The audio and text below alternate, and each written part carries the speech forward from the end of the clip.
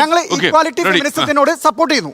Equality ഫെമിനിസത്തോട് എനിക്ക് full യോജിപ്പാണ്, പൂർണ്ണ യോജിപ്പാണ്. നിങ്ങൾക്ക് ഇവിടെ എന്താ പ്രശ്നം? റാഡിക്കൽ ഫെമിനിസം, അതിലെന്തൊരു നെറേറ്റീവ് കൊണ്ടുവരാണ്. റാഡിക്കൽ ഫെമിനിസത്തിൽ എന്താണ്? ആണുങ്ങളൊക്കെ പ്രശ്നക്കാർ. Feminism has never said.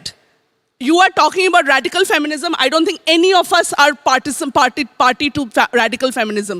And we have, as feminists, fought for men's rights, men's health. Personally, I have taken care of POCSO cases for little children, little boys.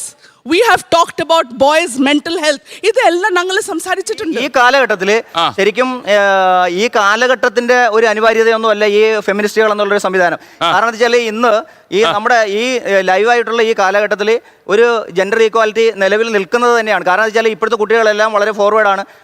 ഇവർ ഈ മുൻപേ പറഞ്ഞിരിക്കും പോലത്തെ ആ സംവിധാനങ്ങളൊന്നും നിലനിൽപ്പില്ല.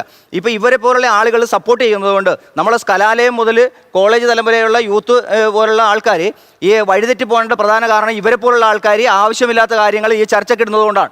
ഇപ്പോൾ ഉദാഹരണത്തിന് ഞാൻ അതിന് ഉദാഹരണ സഹിതം പറയാം. പറഞ്ഞുതരാം. 8ാം ക്ലാസ് മുതൽ ഞാൻ പറയുന്നത് ശ്രദ്ധിക്കുക. 8ാം ക്ലാസ് മുതൽ ഒരു 12ാം ക്ലാസ് വരെയുള്ള കുട്ടികൾ, ഞാൻ തൊട്ടടുത്ത സ്കൂളുകൾ നിങ്ങളൊന്ന് ശ്രദ്ധിച്ചാൽ നിങ്ങൾക്ക് മനസ്സിലാവും.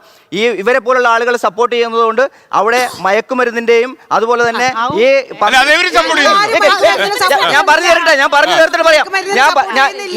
പറഞ്ഞു തീർത്തോട്ടെ. ഈ കുട്ടികളെ ഇവരെ പോലുള്ള ആളുകൾ പ്രോത്സാഹിപ്പിക്കുന്നതുകൊണ്ട് ഈ സ്കൂളുകളുടെയൊക്കെ ഇടവഴികളിലും മറ്റുള്ള സ്ഥലങ്ങളിലും ഒക്കെ ഈ കുട്ടികൾ 10ാം ക്ലാസ്സിൽ താഴെയുള്ള കുട്ടികളിൽ കാണിക്കുന്ന ലൈംഗിക വൈകൃതങ്ങൾ സ്പെസിഫൈ ചെയ്യേണ്ട ആവശ്യം എന്താണ്? ജഡ്ജ് ചെയ്യേണ്ട ആവശ്യം എന്താണ്? നമ്മൾ ലോകത്തെവിടെയായാലും ഏത് സമയത്തും 24 വാർത്തകളും ഓഗ്മെന്റഡ് റിയാലിറ്റി പാക്കേജുകളും എക്സ്പ്ലെയിനറുകളും വിശദമായി കാണാൻ ഞങ്ങളുടെ യൂട്യൂബ് ചാനൽ നിങ്ങൾക്ക് സബ്സ്ക്രൈബ് ചെയ്യാം.